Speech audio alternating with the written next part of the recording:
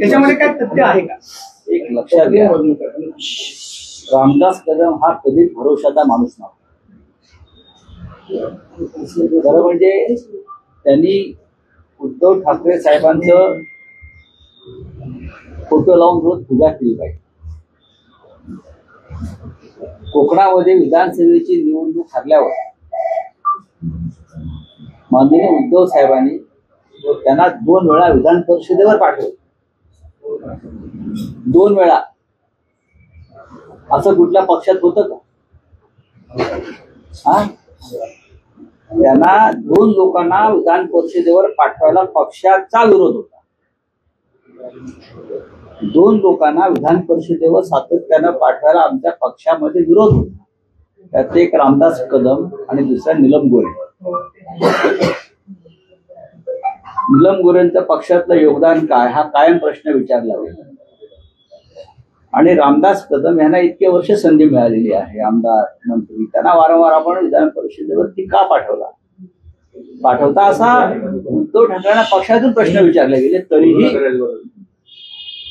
उद्धव ठाकरे हे एक दयाबुद्धीचे ग्रस्त असल्यामुळे आपले ज्येष्ठ सहकारी आहेत, आम्ही उद्धवजींना की ठीक आहे, तर त्यांनी 2 वेळा त्यांना 12 वर्ष विधान परिषदेवरती पाठवलं.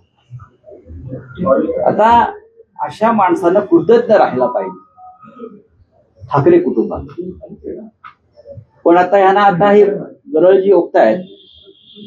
पण मी तुम्हाला अत्यंत जबाबदारीनं सांगतो की हिंदुहृदय सम्राट बाळासाहेब ठाकरे यांची त्यांच्या मृत्यूनंतर जी विटंबना हे लोक करतायत, ही विटंबना आहे. त्याची जबर किंमत रामदास कदम यांच्यासारख्या लोकांना मोजावी लागेल, जबर किंमत मोजावी लागेल. आणि मी हे अत्यंत जबाबदारीनं सांगतो. मग ही किंमत कोणत्याही प्रकारची असेल, कायदेशीर असेल, भावनिक असेल, नियतीची असेल, पण ह्याला जबर किंमत. बाळासाहेब ठाकरेंच्या संदर्भात तुम्ही अशा प्रकारची विधानं करताय, मला लाजा वाटल्या पाहिजे. त्या संपूर्ण घटनाक्रम जे सांगतात मी तिथे उपस्थित शेवटच्या 8 दिवस साहेबांचा जो क्रिटिकल काळ होता, मी तिथे उपस्थित होतो पूर्ण काळ. शेवटच्या क्षणापर्यंत माझ्यासारखा माणूस तिथे उपस्थित होता. ते कुठे होते? कोणी नव्हते. आम्ही मोजके लोक तिकडे होतो. आम्हाला माहिती आहे काय अवस्था होती आमची, काय सगळ्यांची परिस्थिती. आणि तुम्ही त्याचा आता या प्रकारे फक्त उद्धव ठाकरे यांना बदनाम करण्यासाठी तुम्ही माननीय बाळासाहेब ठाकरे यांच्या मृत्यूची, त्यांच्या मृतदेहाची विटंबना करण्यापर्यंत तुमची मदत गेली असेल तर तुम्हाला याची जबर किंमत मोजावी लागेल. 12 वाजता आज शिवसेना भवनामध्ये अनिल परब यांची पत्रकार परिषद आहे. ते काय बोलतात ते ऐका. कायदेशीर म्हणजे तुम्ही अनिल परब यांची एक महत्वाची पत्रकार परिषद या संदर्भात आहे. सर्व प्रकारची किंमत त्यांना मोजावी लागेल. पद आणि पैसा यासाठी एखादी व्यक्ती किती खालच्या पातळीवर जाऊ शकते हे रामदास कदम यांनी दाखवलं. रामदास कदम हे नक्कीच पक्षामध्ये अनेक वर्ष त्यांनी काम केलं. पक्षानेही त्यांना दिलंय भरपूर, खास करून उद्धव ठाकरे साहेबांनी दिलंय. विरोधी पक्ष नेता पद असेल, मंत्रीपद असेल, नंतर हे त्यांना उद्धव साहेबांनी दिलेली पदक बरीचशी. विधान परिषदेत त्यांच्या नेमणुका असतील या माननीय उद्धव साहेबांनी दिलेली पद आहे. बाळासाहेबांच्या नंतर जेव्हा सूत्र उद्धवजीकडे गेली तेव्हा उद्धवजींनी सुद्धा बाळासाहेबांबरोबर या सगळ्या काम करणाऱ्या कार्यकर्त्यांना सन्मानानं वागलं. आणि अशा वेळेला तुम्ही फक्त टाळ्या मिळवण्यासाठी, पण त्यांना टाळ्या नाही मिळाल्या. महाराष्ट्र थुकतोय त्यांच्याकडे. मराठी माणूस अशा व्यक्तींवर थुंकतो जो बाळासाहेबांची विटंबना करतो. त्यांच्या आम्ही पाहू ना, आम्ही जिवंत आहोत अजून, आम्ही बघू काय करायचं. अशा प्रकारचे पहिलंच विधान यापूर्वी पण त्यांनी बघा, पद आणि पैसा यासाठी वेडा झालेला माणूस कोणत्याही प्रकारची विधानं करू शकतो. मी परत सांगतो, या आधी ते काय बोलले वगैरे काय मला माहित नाही, हे वारंवार तेच बोलतात. हे कुठे होते त्यावेळेला, कधी होते? सर ठाकरेंच्या सुखदुःखामध्ये हे सगळे लोक कुठेच नव्हते. सर त्यांचं असं म्हणणं आहे ज्यावेळेस बाळासाहेब त्यांच्या म्हणणार काय, तुम्ही म्हणता 12 वाजता अनिल परब पत्रकार परिषद घेतात ते तुम्ही ऐका, आणि माननीय उद्धव ठाकरे त्या विषयावर बोलतात.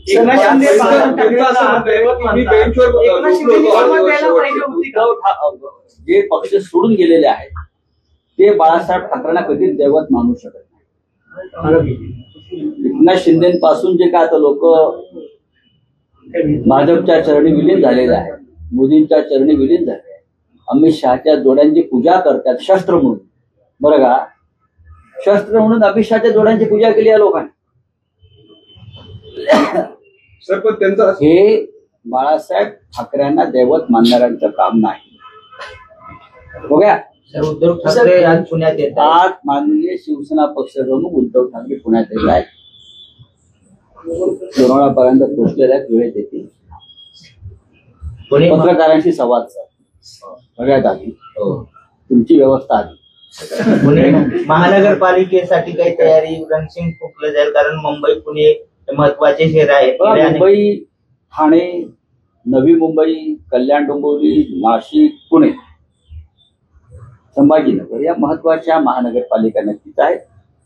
आणि त्यासाठी आम्ही राज ठाकरे, महाविकास आघाडीतले काही प्रमुख घटक पक्ष यांची एकत्र चर्चा सुरू आहे. कुठे कोणाबरोबर कसं लढायचं या संदर्भात सविस्तर चर्चा आमच्यात बैठका सुरू आहे. दिनानिमित्त प्रकाश आंबेडकरांच्या वंचित बहुजन आघाडीची काही मोठी सभा अकोल्यात पार पडली. त्यात ओबीसी आरक्षणाचा महत्वाचा मुद्दा जो आहे ना, तो त्यांनी मांडलाय की आरएसएस आणि भाजपने गेल्या अनेक वर्षांपासून ओबीसी समाजाला, ओबीसी आरक्षणाला विरोध केलाय. हे खरे दुश्मन जे आहेत ओबीसीचे आरएसएस आणि भाजप आहेत, वंचित शिवाय पर्याय नाही आरक्षणाला, असं त्यांचं म्हणणं. असं आहे की प्रकाश आंबेडकरांची भूमिका ही कायम असते, ते मांडत असतात, पण त्यांची भूमिका ही कायम संघ आणि भाजपला मदत होईल अशीच निवडणुकीमध्ये असते. हे पण तेवढंच. राज्याचे मुख्यमंत्री देवेंद्र फडणवीस म्हणाले की दसरा मेळाव्यामध्ये उद्धव ठाकरेंनी जे भाषण केलं ज्याच्यामध्ये मदतीवर कोणतीच चर्चा झाली नाही, माझे 1000 रुपये उद्धव ठाकरेंनी वाचवलेले आहे. फार कंजूस माणूस आहे हा, फार कंजूस माणूस आहे. त्यांनी पेशव्यांचा आदर्श घ्यायला पाहिजे होता. पुण्यात फार दिलदार माणसं होती पेशवे, नाना फडणवीस वगैरे. 1000ची पगी लावतो उद्धव ठाकरे. उद्धव ठाकरेचं भाषण जर तुम्ही काळजीपूर्वक ऐकलं तर त्यांनी शेतकऱ्यांच्या प्रश्नावरती आवाज उठवला. शेतकऱ्यांना कशा प्रकारची मदत द्यायला हवी.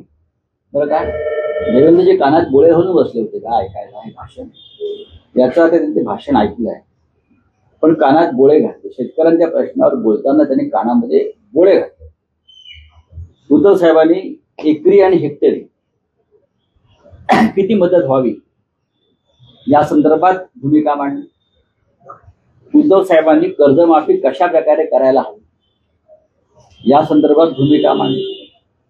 उद्धव साहेबांनी ओला दुष्काळासंदर्भात देवेंद्र फडणवीस कशी फसवणूक करतायत त्या संदर्भात त्यांचंच एक पत्र त्यांच्या तोंडावर मारलं. उद्धव साहेबांनी मुंबईसह शहरांची कसा नासाडी चाललेली आहे गौतम अडाणीच्या माध्यमातून. हा विकासावरच मुद्दा आहे ना, की आमची मुंबई आहे महाराष्ट्राची. तुम्ही गौतम अडाणीला विकताय मुंबई आमची, फुकटात देताय. हा विकासाचा मुद्दा वाटत नसेल देवेंद्र फडणवीसना तर गौतम अडाणी जरा 25% दलाली देतोय. हा कमिशनवरचा मुख्यमंत्री आहे, मिशनवरचा मुख्यमंत्री नाहीये. काय म्हणजे याची विकासाची व्याख्या काय? गौतम अडाणीला कडेवर घेऊन आम्ही फिरावं ही यांची विकासाची व्याख्या आहे का? यांच्याप्रमाणे सांगावं त्यांनी. उद्धव ठाकरेंचं भाषण त्या दिवशीचं हे सुपरहिट भाषण होतं. विकासावर ते बोलले. त्यांनी भाजपचा आणि संघ परिवाराचा बुरखा फाडला, मुंबई लुटणाऱ्यांचा बुरखा फाडला. देवेंद्रजी सारख्या लोकांना हे असं आवडणार नाही ऐकायला. त्यांना सत्य ऐकण्याची सवय नाही. हे सगळे लाचार लोक आहेत. आदित्य ठाकरे तुमचं सरकार होतं, आदित्य ठाकरेंनी एक निर्णय घेतलेला होता मुंबईत नाईट लाईफ विषय म्हणजे 24 तास हॉटेल मग तो आता या सरकारने घेतला. त्यावेळेस तुमच्यावर टीका करण्यात आलेली होती. याच सरकार बोगस लोक आहेत हे आता बोगस लोक आहेत ना. मी जे म्हणतो हे डुप्लिकेट लोक आहेत, बोगस लोक आहेत, ते भंपक लोक आहेत. या भारतीय जनता पक्षाच्या लोकांवरती शहाण्या माणसाने विश्वास ठेवू नये. मुळात हा पक्षच नाही, ती राज्य आणि देश लुटणारी एक टोळी आहे. त्यांच्यावर काय विश्वास? चला काही दसरा मेळाव्याच्या भाषणावर तुम्ही असं म्हणालात की ही शिवतीर्थ आपलं आहे आणि बाजूचंही शिवतीर्थ आपलं आहे. आमचंच आहे, भावनिक दृष्ट्या ते आमचंच आहे. कॉम्प्लिकेटेड होत चाललंय. उद्धव ठाकरे पण काय म्हणाले की 5 जुलैला एकत्र आलो होतो, मराठीवर कोणी आलं तर. पण महाराष्ट्र सैनिकांना आणि शिवसैनिकांना प्रश्न असा पडलाय की एकत्र येणार की नाही, तुम्ही त्याबद्दल स्पष्ट सांगा ना. राजकीय दृष्ट्या हा प्रश्न तुम्हाला पडलाय, कोणत्याही शिवसैनिकांना किंवा मनसैनिकांना पडलेला नाही. दोन्ही सैनिकांना पूर्ण खात्री आहे की आम्ही एकत्र येतोय आणि महाराष्ट्रासाठी एकत्र येतोय, मराठी माणसासाठी एकत्र येतोय.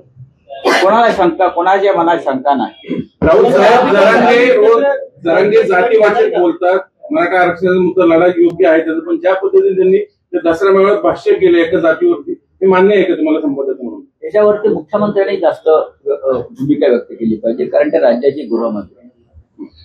राज्याच्या गृहमंत्र्यांनी या संदर्भात परखड भाष्य केलं पाहिजे. पडळकर काय बोलतायत, त्यांचे इतर लोक काय बोलतायत, हे गृहमंत्र्याचं काम आहे, मुख्यमंत्र्याचं काम. या राज्यातल्या कायद्याचे रखवाल झाले. आम्ही यशवंतराव चव्हाणांपासून आतापर्यंत उद्धव ठाकरेपर्यंत अनेक मुख्यमंत्री पाहिलेले.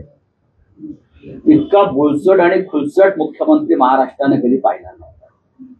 त्यांना फक्त शिवसेनेला कसं खतम करता येईल हा एक अजेंडा ते राबवत आहे आणि मराठी माणसाची जास्तीत जास्त कशी अवहेलना करता येईल या पलीकडे त्यांचं खातं कोणतेही काम करत नाही. महाराष्ट्रात असंख्य प्रश्न आहेत, काय करता येईल? ओबीसी नेत्यांची बैठक बोलवली आहे. सगळे प्रश्न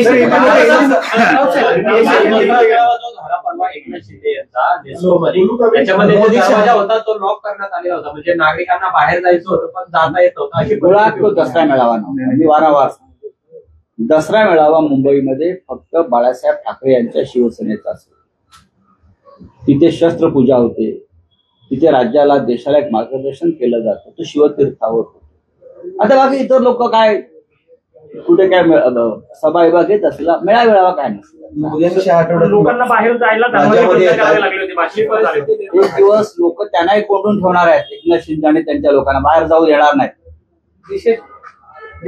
आणि मग ते येतील असे ते कुठला सिनेमा तो शहनशाहमध्ये. परत एकदा निवडणूक पार्श्वभूमीवर पंतप्रधान आणि गृहमंत्री राज्याच्या दौऱ्यावर आहेत या आठवड्यामध्ये. मुंबईमध्ये येत आहेत. नवी मुंबई विमानतळ असेल, मेट्रो 3च्या कामाचं उद्घाटन करतात. तुम्ही मागणी केली होती की मराठवाड्यामध्ये येऊन एकदा पूरग्रस्त स्थितीची पाहणी करून आले का? आम्ही विकासावर बोलावं अशी अपेक्षा आहे ना मुख्यमंत्र्यांची.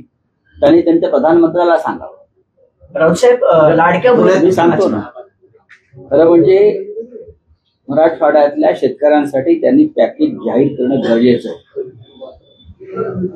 दिल्लीतून आणि प्रत्येक गोष्टीचं राजकारण करायचं असल्यामुळे प्रधानमंत्री मुंबईत कधी येतात म्हटलं की पुढच्या 2 आठवड्यात पुढल्या 2 आठवड्यात येऊन ते स्वतःच काहीतरी एखादी घोषणा करण्याची शक्यता. बे राजकारण बाकी काही नाही.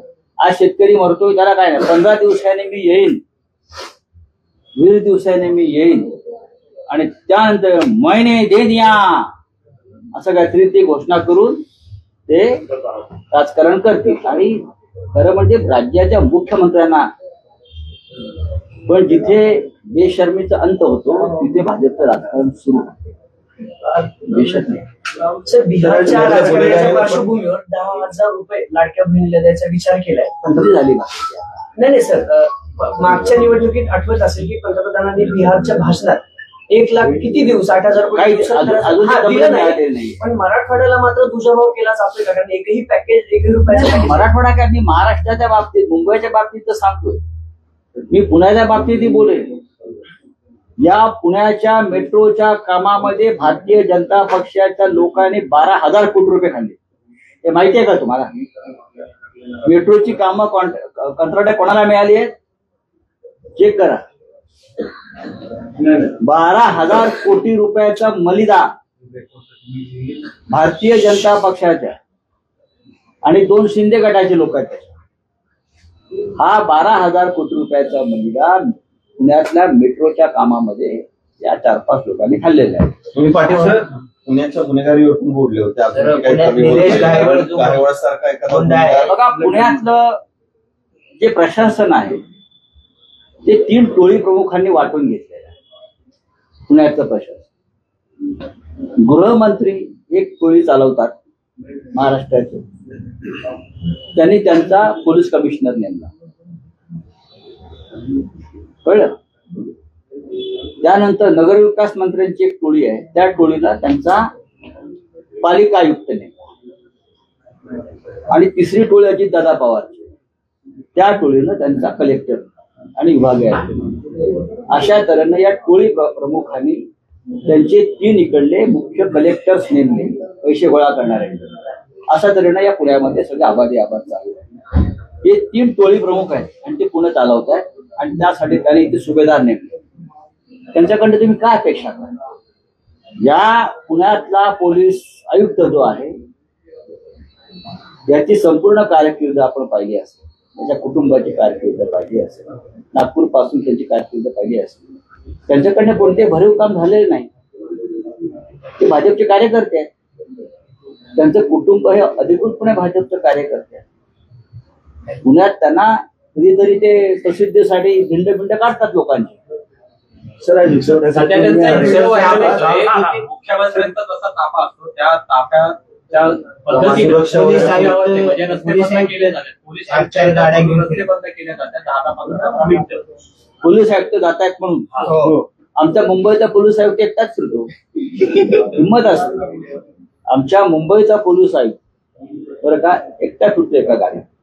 मुंबई सारख्या शहरात अनेक ठिकाणी जर पोलिसच घाबरायला लागले, पोलीस आयुक्त पुण्यात गुंडांना घाबरायला लागले, तर त्यांनी वर्दीचा अपमान केला असं मी मानतो. वर्दी काढून फिरावं त्यांनी. जर तुम्ही म्हणताय त्याप्रमाणे हे पोलीस आयुक्तांचे ताफे कशा करता फिरतात मला माहित नाही.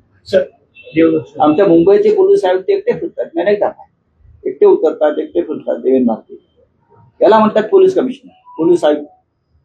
सर उद्धव ठाकरे आज पुणे में आ रहे हैं, पुणे इलेक्शन या फिर ऐसी कोई बात है को इनसे चुनाव होने वाला है, या फिर क्या रणनीति है?